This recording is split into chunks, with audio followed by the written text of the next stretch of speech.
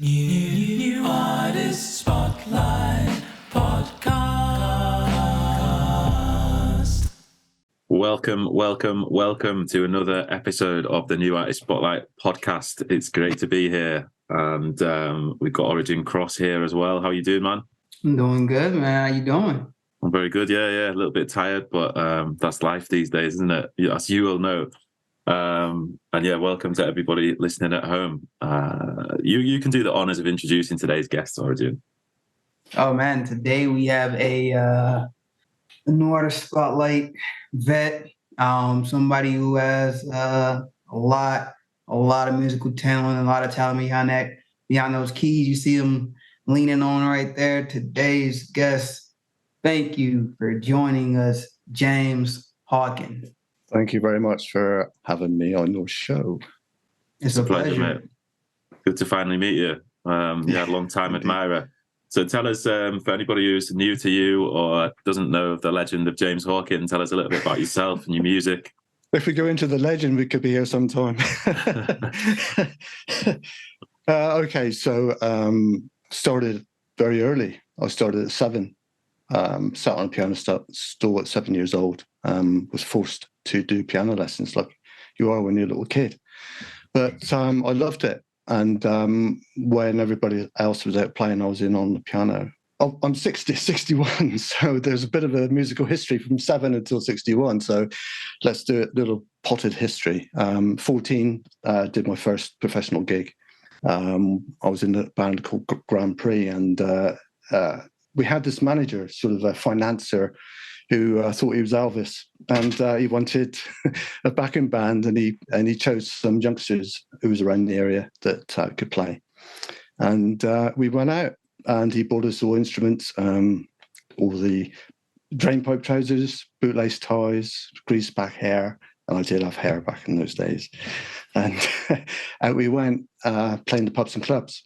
And I always say that at the time I was 14 and I was I was getting 50p off my mum and dad pocket money per week. That isn't a lot of money. And I could go out on Saturday night and earn £5. And I was quite rich then. Nice. I don't think the money is equated as we've gone on through the years, to be honest, but there we are. Well, they're still paying £5 for a gig now, so. I believe it, yeah. Well, all this stuff like it gives you exposure and all that business. We won't give you money, but you can have the exposure as well. It's just it's a joke, isn't it? Anyway, so that was my first experience of professional musicianship, if you like. Loads of cover bands right through, and then if we go, I got in with a load of bikers, and we had some fun, and we had like a biker band and all the associated stuff that you would imagine went on at that time. And then I eventually ended up in a duo with Jim Ryan. He's from Ireland, and he came over here, married and settled here, and just went out as a duo, doing the pubs and clubs, holiday camps. We were really, really busy for 4 or 5 years, I suppose, in the holiday camps around Newquay area, which is quite a famous surfing spot, holiday spot in Britain, probably known around the world. And we were doing 5 nights, 6 nights a week, and I was holding down a day job at the same time. Like I said to our Wilko at the start, that I would do a gig and go straight to work from a gig. I was doing shift work, starting at 4:30 in the morning sometimes.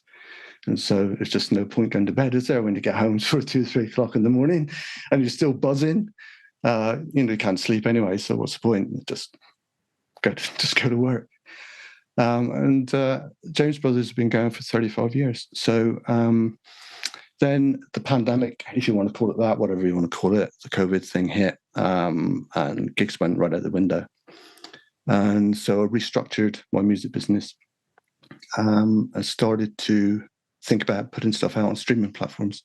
And that gave me a great opportunity to do what I've been wanting to do ever since I sat at that piano at 14, thinking I was a rock and roll star, was to put out my own stuff.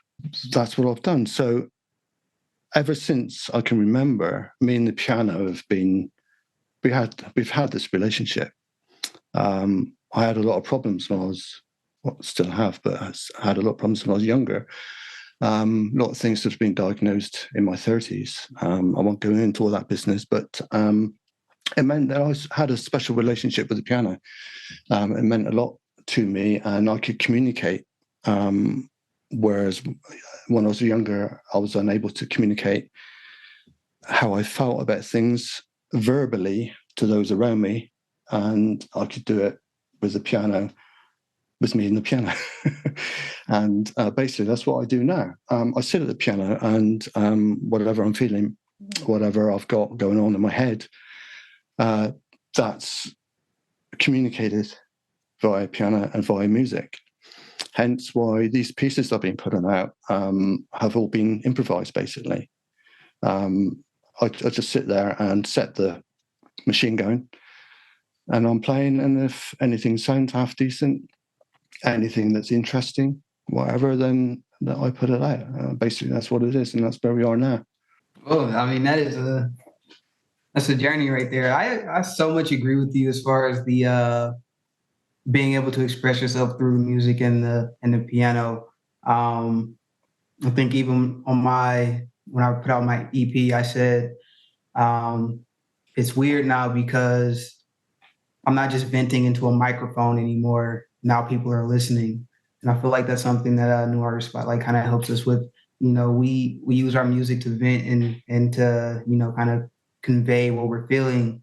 And it opens us up to a new audience that we may not have been able to reach before. However, we were originally going about things before we found the community. So I think that's really cool. And that's really something a lot of artists in the community can definitely understand and vibe with. And so I wanted to ask you very seriously, how does the decision get made of whether you're going to be James or Jim or Jimmy or Jimbo? How do you narrow it down to you? Okay, so I'm known as all those things. Depends on what context and what group of people I'm in. So for the first formative years, I was James, school and parents, and then when rebellion, when you're young, I was Jim. So then I became Jim. I met Jim, who's my partner in the live duo, and then I became Jimmy because he's Irish, and that's he call me Jimmy, and so everybody in Ireland called me Jimmy. But then I became semi-sensible and got responsible jobs and things, and became James again. And therefore, when I started putting out things into the public domain, I wanted to keep it quite formal. And I am James. That's who I am. I am James. So I'm being honest. I'm not having a name which I'm not. This is me, because this is all part of the process of me putting music out. It's me. It's me. It's what you get. That's what you get. So therefore, I use the name James, because that's my name. Does that answer your question? Does that answer your question? Origin's got a thing about names. He always loves to ask about people's names. Anybody who has a name that like has so many different versions of it, I'm like, how do you decide which one you identify with, right? There's always going to be the name on your birth certificate, right? Like my brother's name is Richard, but I've only ever like known him as Ricky, right? But my sister calls him Rich, and so there's like so many different things that so many different nicknames you can make out of like certain people's names. And I'm always like, how do you find the one that you're going to be known as? Like for me, I have Jay Quan. So it's Jay or Quan, or you're going to call me Origin. And so like my name is two nicknames mixed together. So it's not really like a lot of options there. Jay, and then Jay, Quan. There was a time where I was Jake for like a year. So it just makes me wonder. So I always want to ask that question. Well, the name James, obviously, you may not you may or may not know, comes from Jacob. Anyway, that's where the name James comes from. And in Cornish, I'm a Cornishman, and I speak my own language, Cornish. And in Cornish, it's Jaco. And of course, you have that all over the world, like Diego in Spanish and Iago in certain European languages. So Jake, I could have called that. And I sort of played with setting up a little music label, and I call it Elo Jago, which is James's music in Cornish. So, yeah. That's class, man. I was going to ask you about the Cornish thing. So I've been... Cornwall is, for anybody who doesn't know UK geography, Cornwall is the very southwest tip of the UK. And it's where the nicest weather is. It's a little bit hotter than up north where I am. But I went down there for a holiday a couple of years ago, somewhere I always wanted to visit because I know a lot of people from the north will migrate down to Cornwall in the summer, and they always rave about it and say how beautiful it is. And I got stuck behind a lot of tractors on those shoddy roads that you've got down there. And it took me about 8 to 9 hours to even get there. And when I was there, I thought, it's just a slightly sunnier version of Yorkshire, really. It's a poor man's Yorkshire. That's what I've been describing it as since. So I could only apologise. Not Yorkshire is the poor man's Cornwall, then. no chance. Yeah, but I'm think that it is a beautiful place, and it's a very sort of calming vibe. And I was going to ask, like, how much of that do you think feeds into your own character and your music? Because I find your music to be very calming, and it's very like trying to think of another word for it. I don't know, but yeah, very chilled out, and it's nice to see in person. You're quite similar as well. You've got quite a relaxed vibe, and you've got a soothing voice. And yeah, I don't know how much of that do you think is from your like surroundings, and or do you have a relationship with Cornwall that you put into your music? Or yeah, talk to us about that. Yeah, definitely. I think the environment, nature and nurture thing. I think so. The environment's really important. So growing up in the 60s and 70s, and Cornwall was even different than what it is now. It's even more laid back, probably, than what you experienced, Wilko. It's very, very busy compared to that these days.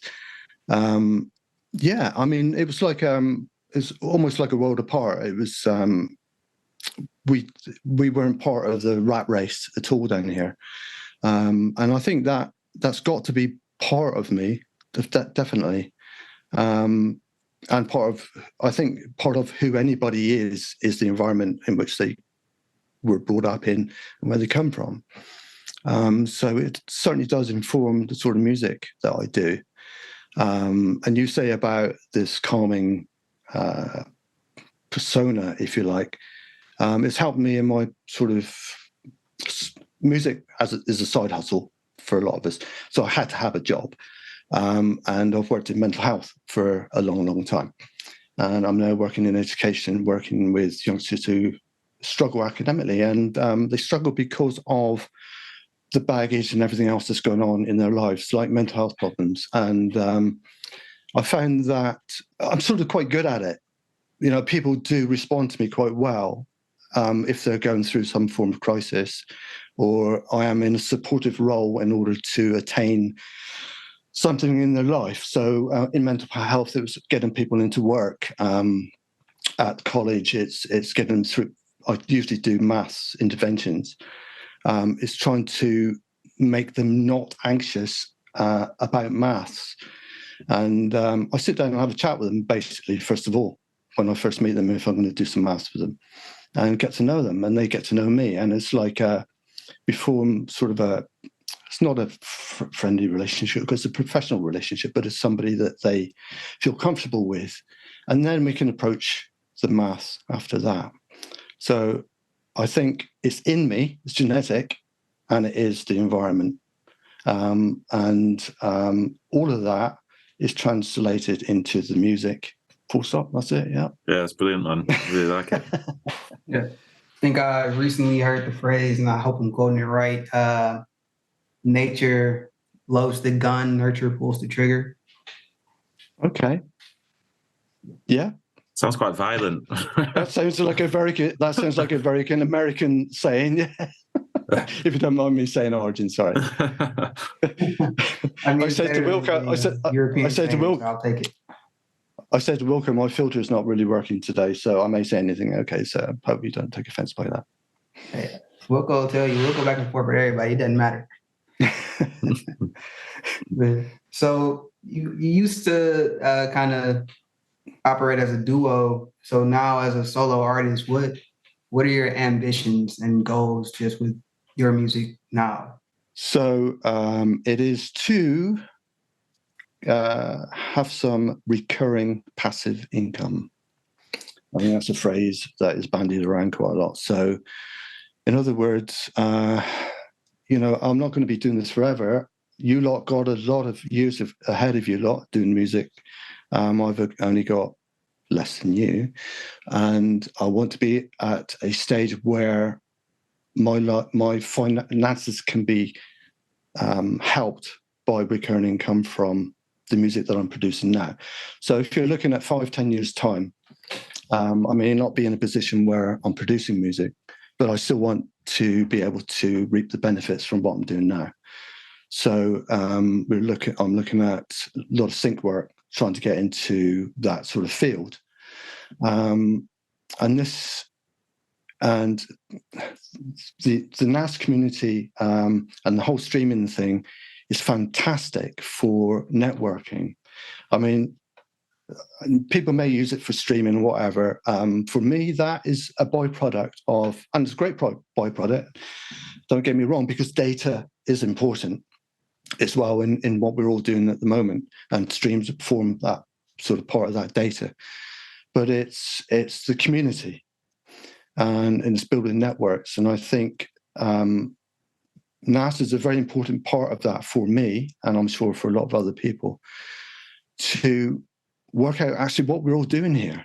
What are we all doing here? What are we all doing it for?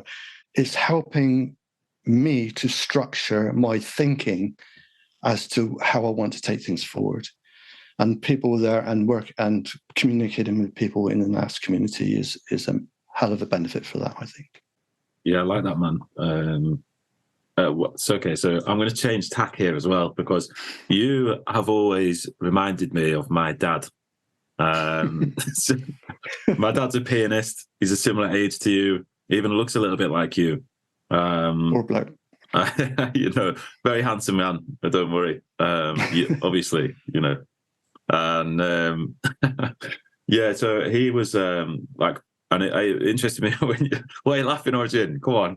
I'm not laughing. No. Did you hear anything? Did you hear me laughing?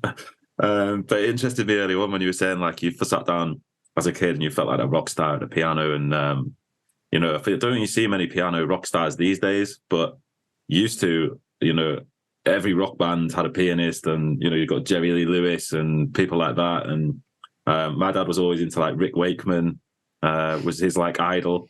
So I was wondering like who are your sort of like piano idols, and where do you see yourself on that? Do you ever play like synth stuff like that? Because my dad's a big prog rock man. Yes, I do.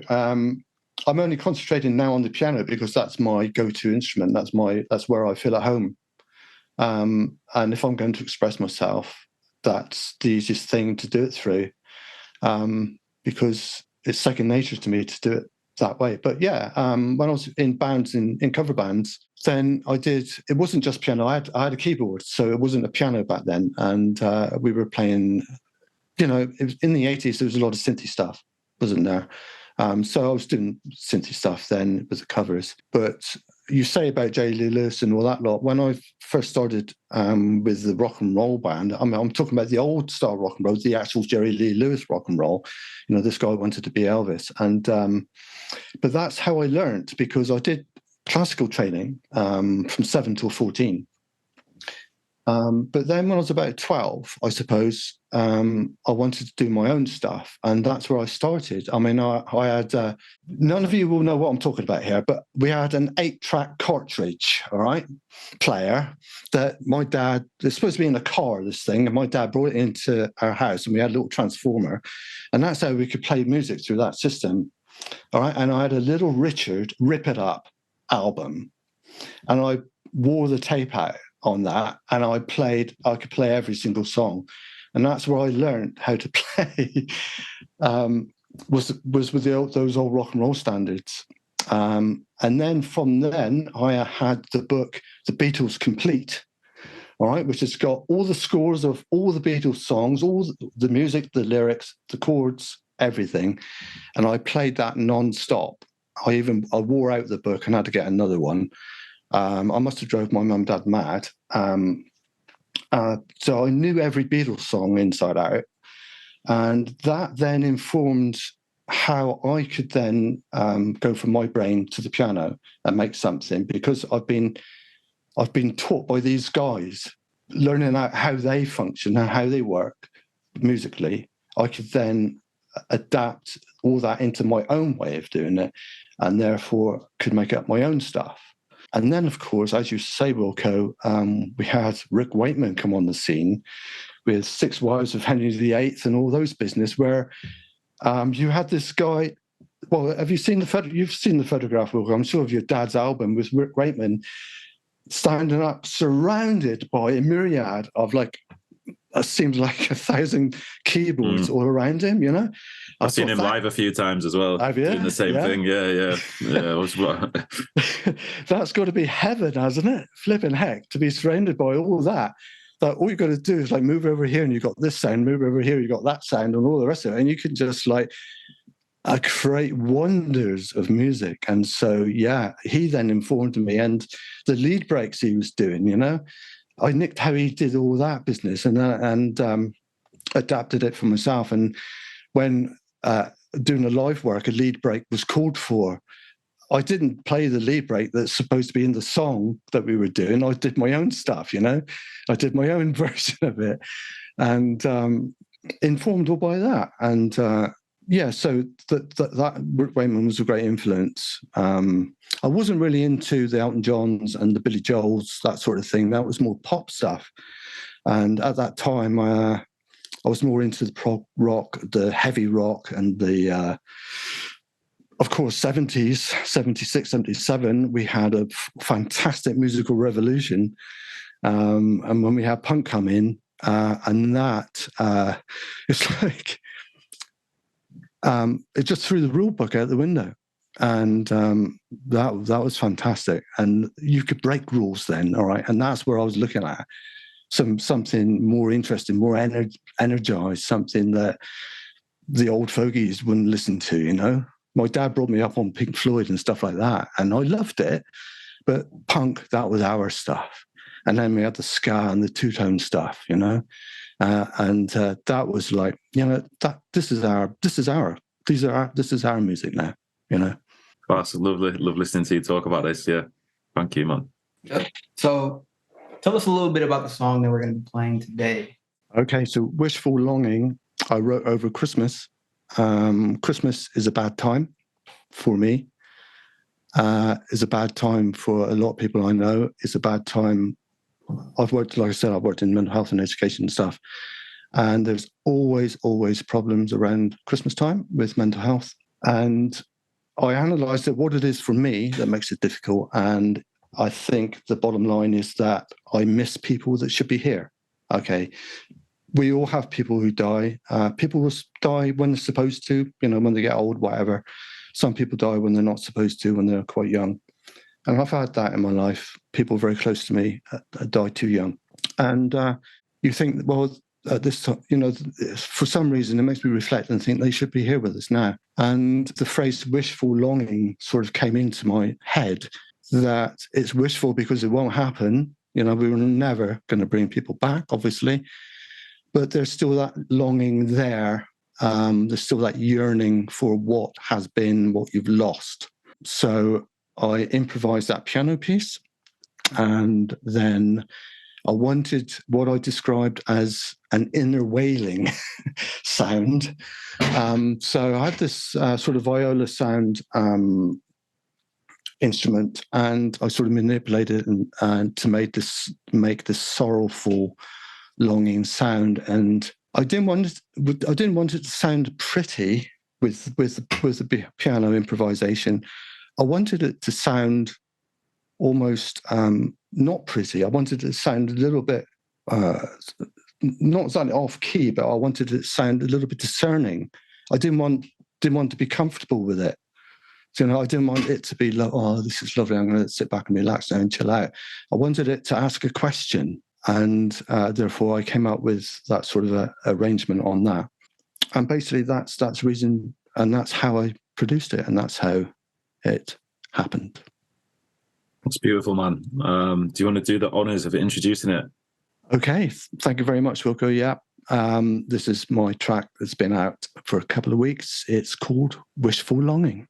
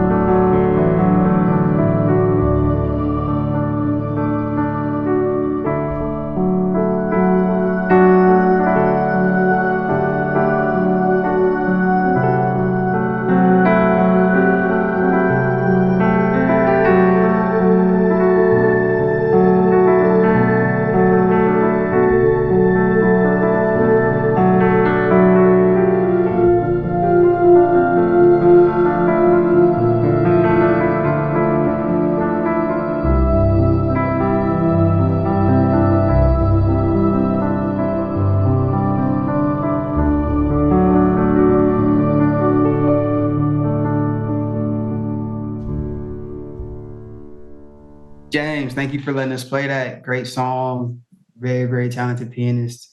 And with so much talent, I think that it's only right that we segue from here into something that takes an immense amount of talent. You may have heard of it before. It's daunting. It's ominous. It raises a question as well. It's known as the New Artist Spotlight Quick Fire 5. Can you handle it? Yes, I can handle it, Wilko. Well, you only get, I don't know if you've seen it before. You probably have. You only get 15 seconds to answer each question, no more than that. Plummy.